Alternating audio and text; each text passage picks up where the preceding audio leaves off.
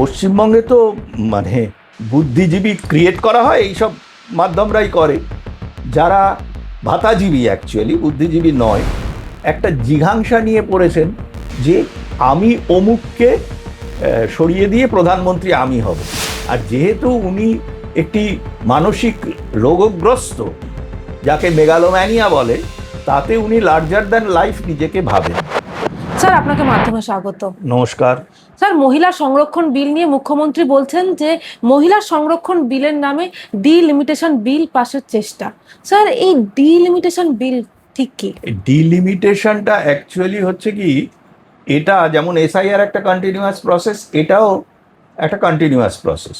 এই কন্টিনিউয়াস প্রসেসগুলো করা হয় ভারতবর্ষের গণতন্ত্রকে মানে পরিচ্ছন্ন এবং মানে ক্লিয়ার, পরিষ্কার রাখার জন্য, তাতে যাতে আমাদের এই গণতান্ত্রিক পদ্ধতিতে যে মানে রিপ্রেজেন্টেশন অফ পিপলস অ্যাক্টের বিভিন্ন ধারা অনুযায়ী, দেখো, এটা যাতে জনবিন্যাস যখন আলাদা হয়ে যায় না, তখন জনবিন্যাসের ফলে উদ্ভূত যে অ্যাসেম্বলি এবং পার্লামেন্টারি কনস্টিটিউয়েন্সিতে কনসেন্ট্রেশন অফ ভোটারের হোমোজেনাইটি থাকে না, একদম নষ্ট হয়ে যায়। যার ফলে কি হবে, ধরো কোনো একটা অ্যাসেম্বলি কনস্টিটিউয়েন্সিতে ভারতবর্ষের বহু লক্ষ ভোটার আছে, আবার কোনো একটা অ্যাসেম্বলি কনস্টিটিউয়েন্সিতে কয়েক হাজার ভোটার আছে, দুজনেই একজন করে এমএলএ পাচ্ছে, বা এই দুটো জায়গা থেকে যারা এমপি হচ্ছেন তারা হচ্ছেন কোনো একটা মানে খুব অসমান হয়ে যাচ্ছে ভোটারদের রিপ্রেজেন্টেশন। এটা তো আমাদের তো ডাইরেক্ট ভোটিং, তো ইনডাইরেক্ট ভোটিংয়ে এই অসুবিধাটা থাকে না। আমাদের যে গণতন্ত্র, তাতে এই জায়গাটা এই জন্য একটা চলমান প্রসেস। মমতা ব্যানার্জি এইটার বিরুদ্ধে। কেন বিরুদ্ধে সেটাও বলছি, যে ভারতবর্ষের যারা শত্রু, যেমন অনুপ্রবেশকারী যেসব র্যাডিক্যাল ইসলামের লোকজন আছেন, যারা গাজওয়াতুল হিন্দের থেকে গাজওয়াতুল ইসলামে ট্রান্সফার করার ভারতবর্ষকে চেষ্টা করছেন, যে ভারত তেরে টুকরে হোঙ্গে গ্যাং, এছাড়া ডিপ স্টেট, তাদের কার্যকলাপ, এটা আমরা বুঝতে পারছি। তো মমতা ব্যানার্জি এদেরই সুবিধে করার জন্য এসব কাণ্ডগুলো করছেন। উনি যেমন এসআইআরটার বিরুদ্ধে ছিলেন, আর ওনার এই যে বিরোধিতার নামে যে কায়দা কানুন, এটাকে ওনার তাবেদার যে পশ্চিমবঙ্গের সংবাদ মাধ্যমের একটা বড় সেকশন প্রেস্টিটিউটস, তারা মিথ্যাচারগুলোকে খুব প্রভোগ করেন। যেমন একটি বড় সংবাদপত্র পরশুদিন যখন মানে এই বিলটা যখন পার্লামেন্টে 2/3 মেজরিটি পেল না, তখন বলতে লাগলো যে হেরে গেছেন, এবং সেখানে একবারও মহিলা সংরক্ষণের ব্যাপারটা যে এখানে আছে এই কথাগুলো কিছু ছিল না। মানে পদে পদে হচ্ছে মমতা ব্যানার্জির উল্লাসের পেছনে ধোঁয়া দেওয়া, আর বিজেপি কেমন ডিফিটেড হয়ে গেছে। যেমন একটা জিঘাংসা নিয়ে একটা রাজনৈতিক দলের বিরুদ্ধে একটি সংবাদ মাধ্যম নেমে পড়েছে, এটা সংবাদ মাধ্যমের এবং সাংবাদিকদের করুণ অবস্থার প্রতিফলন, আর কিছু না। তো এবং পশ্চিমবঙ্গে তো মানে বুদ্ধিজীবী ক্রিয়েট করা হয় এইসব মাধ্যমরাই করে, যারা ভাতাজীবী অ্যাকচুয়ালি বুদ্ধিজীবী নয়, এবং তাদের বুদ্ধি কেউ ধারও নেয় না। ওই সেই নোবেল লরিয়েট এমন আছেন যে তিনি যে দেশে বেশি দিন থাকেন, তার সেই দেশও তার অর্থনীতির তত্ত্ব গ্রহণ করে না। নোবেল লরিয়েট না বলে বলা ভালো যে নোবেল মেমোরিয়াল প্রাইজ পাওয়া অর্থনীতিতে। তো এরকম থাকে, এইগুলো এরা হচ্ছে ক্রিয়েটেড পপুলারিটি পাওয়া লোক। তো এরা একটা বিশেষ কথাই বলবে। এরা যেসব ন্যারেটিভ তৈরি করে, সেগুলো ন্যারেটিভ হচ্ছে তাদের যে ভিউজগুলোকে, সেগুলোকে চালানোর জন্য। কিন্তু মমতা ব্যানার্জি তার মানে রাজনৈতিক বিচক্ষণতা যতই থাকুক না, তার হাতে যেহেতু কোনো অস্ত্র নেই, এবং তার পরিবারের, তার দলের সর্বব্যাপী দুর্নীতি, এবং পশ্চিমবঙ্গের এক্সচেকারকে বারবার লুট করা এবং পশ্চিমবঙ্গের প্রশাসনকে তিনি যেভাবে মানে দলীয় কাজে ব্যবহার করছেন সেটাকে ডিফেন্ড করার জায়গায় নেই। ওই জন্য উনি এগুলোর বদলে একটা জিঘাংসা নিয়ে পড়েছেন যে আমি অমুককে সরিয়ে দিয়ে প্রধানমন্ত্রী আমি হব, কিন্তু তার কোনো কিন্তু যুক্তি নেই যে কিভাবে উনি প্রধানমন্ত্রী হবেন। তো প্রত্যেক বাড়ি একটু লক্ষ্য করে দেখো, 2021, 2016, 2019 অতটা করতে পারেননি, 19 ধাক্কাও খেয়েছিলেন। 2024 সব জায়গাতেই একটা রব তোলা হয় উনি এবং ওনার বশংবদ প্রেস্টিটিউটসের দিয়ে যে এইবার প্রধানমন্ত্রী বদল হলো, উনি প্রধানমন্ত্রী হবেন। আসলে ভাইপো তো ওখান দিয়ে পরিবারে এবং দলে খুব চাপ সৃষ্টি করছে যে আমাকে সিংহাসনটা ছেড়ে দাও পশ্চিমবঙ্গের। তা উনি আর কোথায় যাবেন এই বয়সে? উনি সেই জন্য প্রধানমন্ত্রী হওয়ার খোয়াব দেখেন। আর যেহেতু উনি একটি মানসিক রোগগ্রস্ত, যাকে মেগালোম্যানিয়া বলে, তাতে উনি লার্জার দ্যান লাইফ নিজেকে ভাবেন। কিভাবে হবেন ওনার সংখ্যাতত্ত্বের দিক থেকে কোনো জ্ঞান নেই, ওনার ভাইপোরও নেই। এবং সেটা আমি বলেও দিতে পারি, এই কিছুক্ষণ আগেই আমি দেখলাম যে ওনার ভাইপো একটা জায়গায় বলেছে যে এখন আর 13 দিন বাকি আছে এই মাসের, পরের মাসের 4 দিন, এই 13 আর 4 দিন 21 দিন বাদে উনি নাকি তার বিরোধী যে রাজনৈতিক দল এবং বিরোধী লোকজন তাদেরকে দেখে নেবেন। তো 13 আর 4-এ যে 21 হয় সেটা ওনার ফ্যামিলি, ওনার বংশের থেকেই বেরোতে পারে, অন্য জায়গায় নেই। এতে শিক্ষা দীক্ষা নিয়ে বিশেষ কিছু বলা উচিত নয়। মমতা ব্যানার্জি কিন্তু এইগুলো করলেও মিথ্যাচারটা খুব করতে পারেন। যেমন এসআইআর এর ব্যাপারে উনি সুপ্রিম কোর্টের বাইরে নিজে একটা কালো সামলা পরে ফটো তুলে, খিঁচমেড়ি ফটো করে ছবি তুলেছিলেন, আর ওনার সেই প্রেস্টিটিউটসরা লিখে ফেললো কত বড় সওয়াল করেছিলেন। তাদের এই মাথার মধ্যে এটা ঢুকলো না যে এখন তো সুপ্রিম কোর্টের সওয়ালটা লাইভ দেখা যায়, এবং লাইভে উনি কি সওয়াল করেছিলেন নাকি, হ্যাঁ, সেটা ওনার ড্রেস এবং ওনার কথা থেকেই পরিষ্কার হয়ে গেছে।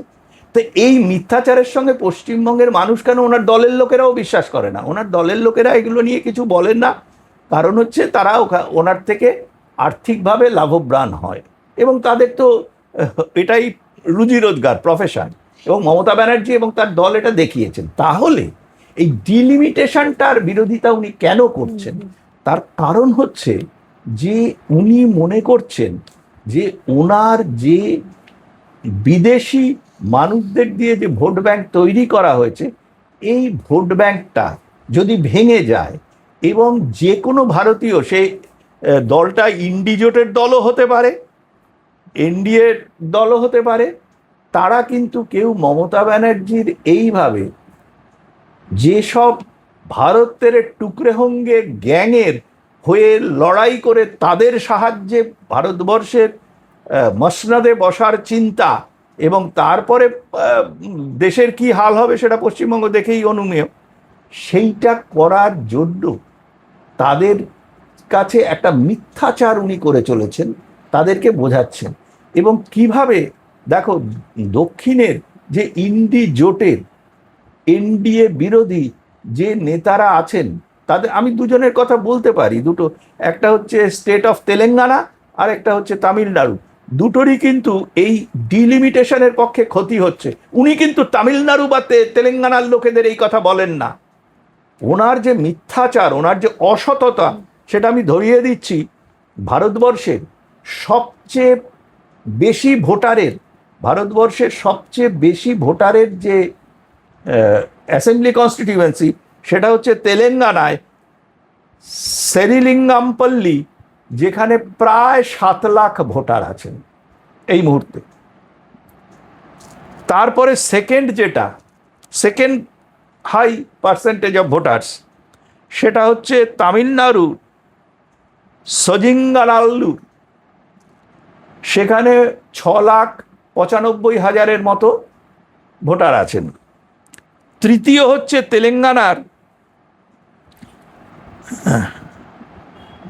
কুথাবল্লাপুর, তাতেও 6,70,000 মতো ভোটার আছেন।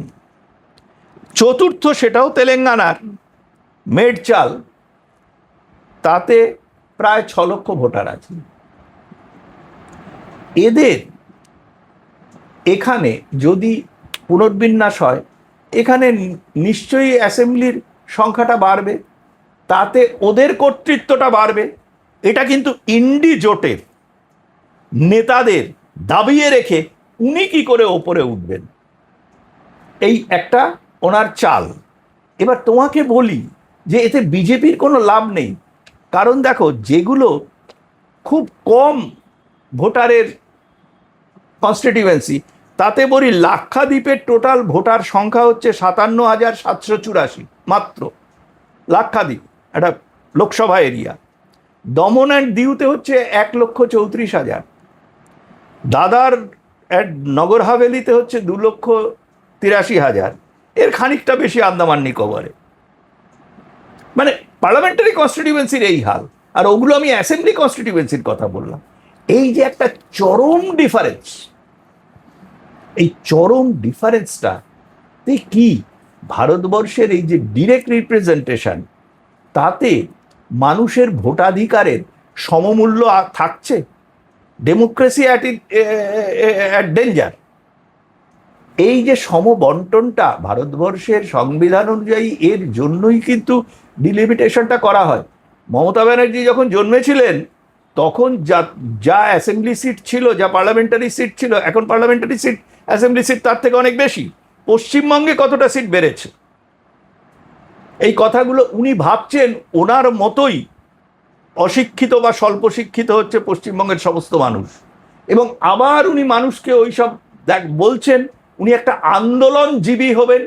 একমাত্র উদ্দেশ্য হচ্ছে অন্যদের দাবিয়ে রেখে। সে আজকে মোদিজি আছেন প্রধানমন্ত্রী হিসেবে, ওখানে যদি মোদিজি না হয়ে সাউথ ইন্ডিয়ার স্ট্যালিন থাকতেন বা তেলেঙ্গানার কেউ থাকতেন, উনি কিন্তু তারও বিরোধিতা করতেন তখন, কারণ আমি হাম কিসি সে কম নেই।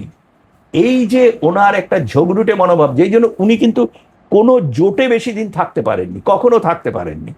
এখন ওনার একটা মানে একটা স্বল্প বুদ্ধির বংশ পরম্পরায় নেতা এসে জুটেছে ভারতবর্ষের পার্লামেন্টের সবচেয়ে বড় বিরোধী দলের নেতা, সে তো বংশ পরম্পরায় নেতা। তার একটা জিনিস আছে, সেও কিন্তু ভারত বিরোধিতার প্রশ্নেই, ভারতের স্থায়িত্বের অপোজ করার প্রশ্নে কিন্তু সে মমতা ব্যানার্জির সঙ্গে পুরো একমত। সে একটা জিনিস ভুলে যাচ্ছে, সে তো বংশ পরম্পরায় নেতা। তার ঠাকুমা এবং ঠাকুমার বাবা, তাদের সময়ও কিন্তু জনবিন্যাস যখন চেঞ্জ হয়েছে, আস্তে আস্তে অ্যাসেম্বলি কনস্টিটিউয়েন্সির ডিলিমিটেশন হয়েছে এবং এগুলো বেড়েছে। এই কথাটা আমি জানি না কেন অন্য কেউ বলছে না। মমতা ব্যানার্জির এই উদ্দেশ্যটা কিন্তু পুরো ভারত বিরোধিতা এবং ভারতের যে ইন্টিগ্রিটি, ভারতের সংবিধানের যে স্বচ্ছতা, ভারতের যে নির্বাচনের যে স্বচ্ছতা, সেটাকে চ্যালেঞ্জ করছে। সেই সঙ্গে মুখ্যমন্ত্রী বলছেন যে বলেছিলাম ওদের পতন হবে, পতন শুরু করে দিয়েছি গতকাল থেকে, দেখছেন তো মুখে ঝামা ঘষে দেওয়া হয়েছে। দেখো, প্রথমত বলছি পতন শুরু হয়েছে মানে কি পতন? উনি তো নাকি পড়ে গিয়ে কবে পা ভেঙেছিলেন, হাত ভেঙেছিলেন, মাথা ভেঙেছেন পড়ে। হ্যাঁ, তাহলে ওনার পতন তো অনেক আগেই হয়েছে। এই পতনের মানেটা কি? কোনো রাজনৈতিক পতনের তো কারণ থাকে, তো উনি মনে করলেন কারণ, অতএব কারণ হয়ে গেল। ওনার যে এই যে মেগালোম্যানিয়াক একটা স্বৈরতন্ত্রী মনোভাব, হ্যাঁ, সেই মনোভাবটাই তো ওনার কথা থেকে বোঝা যাচ্ছে। এ তো আসল ঘটনার সঙ্গে এর কোনো মিল নেই। আর উনি কিন্তু মোটেই মানে কি বলে তোমার এই যে মহিলা সংরক্ষণ বিলের বিরোধিতা সরাসরি করতে পারেন না। সেই জন্য কায়দা করে এই কম্মটি করছেন, বলছেন আমি এটা আটকেছি। এবং অ্যাকচুয়ালি ওনার যে বুদ্ধি শুদ্ধি, তাতে এই ডিলিমিটেশনের ব্যাপারটা উনি ওপেন করে দিলেন। উনি যদি গোপন রাখতেন তাহলে ভালো হতো। আমার মনে হয় যে তামিলনাড়ু বা তেলেঙ্গানার যেসব ইন্ডি জোটের নেতারা ক্ষমতাসীন দলে আছেন, তারা বুঝতে পারছেন যে তারা কত বড় ভুল করছেন। কারণ ডিলিমিটেশনের পরে যখন তার অ্যাসেম্বলি সংখ্যা বাড়বে, তার পার্লামেন্টের সংখ্যা বাড়বে, তখন ভারতের রাজনীতির আঙিনায় তাদের গুরুত্বটা বাড়বে। সেই গুরুত্বটাকে খর্ব করে রাখতে চাইছেন মমতা ব্যানার্জি একটাই কারণে, যে উনি ছাড়া ভারতবর্ষে আর কোনো রিপ্লেসমেন্ট থাকবে না। উনি কি ভুলে গেছেন যে আমি বলছি যে তোমার এই যিনি এখন ভারতের মানে বিরোধী দলনেতা, রাহুল গান্ধী। তিনি কি ভুলে গেছেন যে তার মা যখন তার দলের নেত্রী ছিল, কি অবস্থায় মমতা ব্যানার্জি পশ্চিমবঙ্গে তার দলটাকে প্রায় সাইনবোর্ড করে দিয়ে তুলে দিয়েছিলেন? আসলে ওনার সে বুদ্ধিশুদ্ধি নেই, ওনার হচ্ছে ভারত বিরোধী শক্তি, আমাকে বিদেশি প্রভুরা বলেছে তাই আমি করছি। আর মমতা ব্যানার্জি কিন্তু এটা ইচ্ছাকৃতভাবে করছেন, নিজে প্রধানমন্ত্রী হয়ে এখন পশ্চিমবঙ্গ লুট করছে, তখন সারা ভারতবর্ষ লুট করব, এটাই হচ্ছে ওনার একমাত্র উদ্দেশ্য। আর ভাইপোর একটা চাপ আছে, আমাকে সিংহাসনটা পশ্চিমবঙ্গের ছাড়তে হবে। ভাইপোকে সিংহাসন ছাড়লে উনি খাবেন কি? সবই তো খাওয়া খাই ব্যাপার। মুখ্যমন্ত্রী প্রধানমন্ত্রী বলছেন যে কালকে হেরে গিয়ে বাবুর খুব দুঃখ হয়েছে। দেখো, এই যে আক্রমণ করছেন বলছো, এই যে ভাষাগুলোর কথা বলছো, এ ব্যাপারে যার যেমন ভাষা, তার সেটা হচ্ছে তার সংস্কৃতি, তার আপব্রিঙ্গিং, তার বংশ পরিচয়, এগুলোকে দেখায়। তো মুখ্যমন্ত্রী পশ্চিমবঙ্গের ইলেক্টেড মুখ্যমন্ত্রী, তাকে যদি পশ্চিমবঙ্গের লোক এরকম বলে, এবং তিনি তো কিছুদিন আগে ভারতের আমাদের যিনি স্বরাষ্ট্রমন্ত্রী, তাকে দু অক্ষরের স্ল্যাং গালাগাল দিচ্ছিলেন বারবার করে স্টেজে দাঁড়িয়ে। তো এগুলো পশ্চিমবঙ্গের মানুষ বিচার করবে। তারা যদি ওই স্ল্যাংয়ে অভ্যস্ত হয়, তারা যদি নিজের বাবা মাকেও ওই স্ল্যাং ইউজ করে কথা বলে, তখন তাদের কাছে এটা স্বাভাবিক, মমতা ব্যানার্জির কাছে যেটা স্বাভাবিক। এ ব্যাপারে আমি কি কি কমেন্ট করব বলো তো? এটা হচ্ছে এক একজন কালচার এক্সপ্রেস করে তাদের। স্যার, মহিলা সংরক্ষণ বিল নিয়ে প্রিয়াঙ্কা গান্ধী তিনি বলছেন যে সরকারের যে ষড়যন্ত্র ছিল দেশের সাংবিধানিক কাঠামোকে বদলানোর, সেটাকে পরাজিত করা হয়েছে। আসলে শোনো, ব্যাপারটা হচ্ছে কি, এখন রাজনীতি যেটা চলছে, এই রাজনীতিতে একটা জিনিস পরিষ্কার, যে কখনো ছাগল দিয়ে লাঙল চাষ করা যায় না, জমি চাষ করা যায় না। প্রিয়াঙ্কা গান্ধীর যে বোধ বুদ্ধি, সংবিধান সম্পর্কে ধারণা, বা ভারতের রাজনীতির ইতিহাস সম্পর্কে ধারণা, বা ইন্দিরা গান্ধী, জওহরলাল নেহেরু, যাদের সূত্রে এরা নেতা হয়েছে, হ্যাঁ, তো তাদের সময়ে কি হতো, ডিলিমিটেশনটা কি, এটা সম্পর্কে ওর বোধ নেই। ওর মহিলা বিল সম্পর্কে বোধ নেই, কারণ উনি তো মহিলা হয়ে রিজার্ভ ক্যাটেগরিতে আসেননি, উনি তো মানে বংশ পরিচয়ে রিজার্ভ ক্যাটেগরিতে এসছেন। এবং একটা অদ্ভুত ব্যাপার হচ্ছে যে দেখো, ওদের সবই হচ্ছে সব গান্ধী একটা যোগ করতে হবে, তার সঙ্গে মোহনদাস করমচাঁদ গান্ধীর মিল থাকলো কি থাকলো না সেটা যায় আসে না। এগুলো হচ্ছে বোকা মানুষদের মাথায় কাঁঠাল ভেঙে ভারতবর্ষের রাজনীতিতে দুর্বৃত্তায়ন এবং রাজনীতিতে দুর্নীতির শিকড়কে আরো ডিপে চালানোর চেষ্টা, এছাড়া আর কিছু না। স্যার, এই যে মহিলা সংরক্ষণ বিল লোকসভায় পাশ হলো না, সেক্ষেত্রে আমরা দেখছি ইন্ডি জোট তারা পর্যন্ত তারা বলছেন তারা জিতে গেছেন, এভাবে তারা অভিব্যক্তি প্রকাশ করছে। আমি তোমাকে বলছি, আমি যে এইটা বললাম, এরপরে তুমি তামিলনাড়ুর স্ট্যালিনের দল ডিএমকে, বা তেলেঙ্গানায় যে টিআরএস, তাদেরকে গিয়ে বলো তো যে তাদের কি জিত হয়েছে, কিভাবে জিত হলো, তারা সেটা এক্সপ্লেন করে দিন। আশ্চর্য হচ্ছে, পশ্চিমবঙ্গে বুঝে বসে তোমরা এই জিনিসটা বলছো, ওইখানে গিয়ে কিন্তু বলছো না, ওখানে গিয়ে মহিলাদের কথা বলছো, যে ওখানে আবার মহিলা টহিলা কম দেওয়া হয়। সুতরাং যখন যেমন তখন তেমন কায়দা করে অ্যাক্টিং করে তুমি রাজ্যটাকে দখল করবে। যেমন ধরো, এই যে সিরাজউদ্দৌলাকে দেশপ্রেমী করে যেভাবে মানে চিত্রায়ন হয়েছে আমাদের ইতিহাসে, আসলে তো সিরাজউদ্দৌলা বাংলাও জানতো না, দেশপ্রেমীও নয়, কিছুই নয়, একজন তুর্কি লোক তো, এবং খুব অত্যাচারী ছিল। কিন্তু ওই সিরাজউদ্দৌলা অ্যাক্টিং করে কোনো একজন মানে র্যাডিক্যাল ইসলামী মানুষ, তিনি মানুষের মন ভুলিয়ে দিতে গেছেন।